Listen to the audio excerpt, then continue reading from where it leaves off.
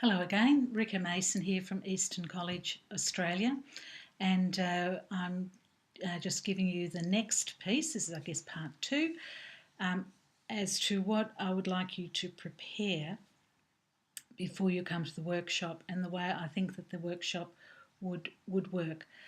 Firstly, I'm going to put up some readings just by Winter about this process.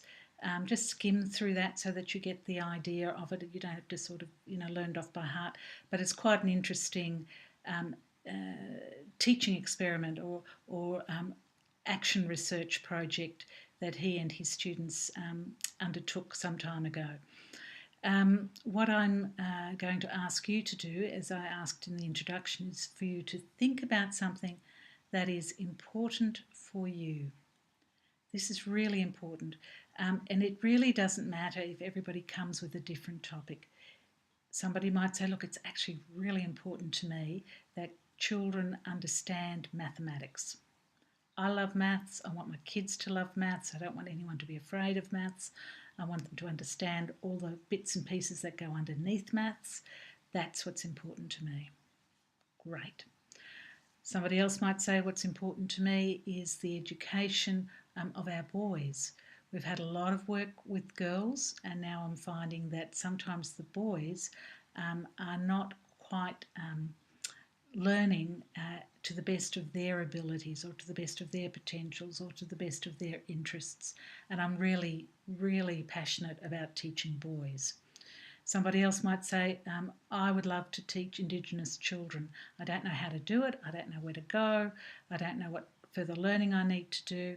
But the idea of teaching Indigenous children, whether it's in an urban environment or in a remote environment, is something that I'm passionate about, etc., etc. So wherever you are sitting in your profession, and as I said in the introduction, what sits in your psychic stomach is what I want you to think about.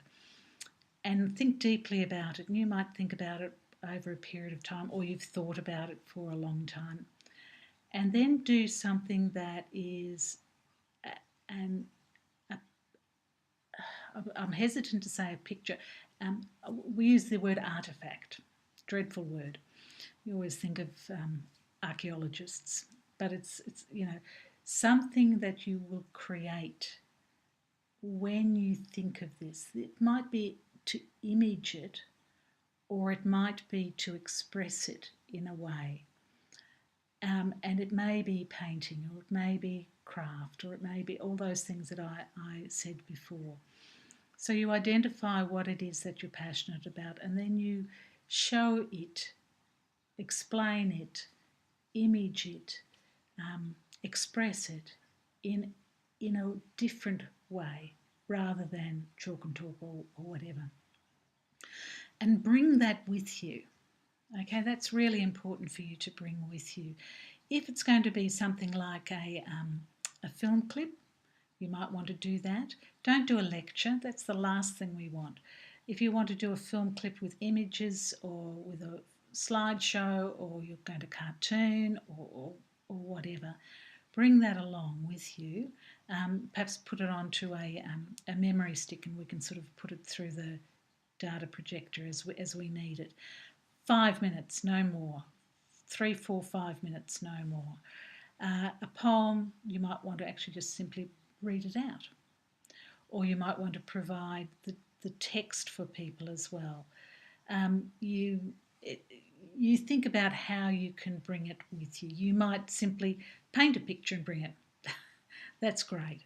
Or you might even do I was going to say do a Rolf Harris, but maybe not.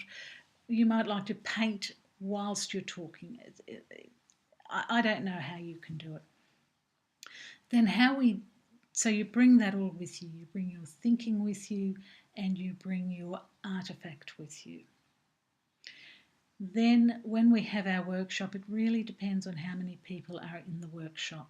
Whether we have small groups and we simply present in groups of 3 or 4 to each other, or we present first up to everybody and then go into groups of 3 or 4 for debriefing. It really depends on the numbers that we have on the day, because we only have 50 minutes together. Because there are two parts to the workshop. One part is the presentation, and so will either present to lots of people or we'll present to a small group. And the second thing we have is the debrief. And so in a small group, there'll be, say, 4 people. Each will take notes as the other person presents. And the taking of notes is not about, gee, that was a really nice painting, or boy, I think when you sang that song, you should have used different chords, or you're a little bit out of key, or whatever. We're not talking about the presentation. We're actually talking about note taking against the themes that you feel that you see are coming out in that person. And then there's a debrief where we talk together and share our feedback with one another. That then will give each of us an opportunity to pull together the important guts of the ideas that we've got. So we have our own thinking, we have our own creative thinking by doing something creatively. We then also have our colleagues giving feedback on themes, and they can often give us a bit of an insight into our own blind sides, or actually affirm and confirm the sorts of ideas that we have, and perhaps actually add a little bit more to it. And then you'll have the opportunity to pull those ideas together, and possibly that can be an ongoing discussion we have post workshop. Okay, so I'll also put up an opportunity, a discussion board on this workshop that we can throw ideas around even before we get there. So I'm really looking forward to meeting you, and for those that are going to be part of this group, to have a lively and open-handed and open-hearted discussion where we help one another with things that are really very important to each of us. Okay, thank you.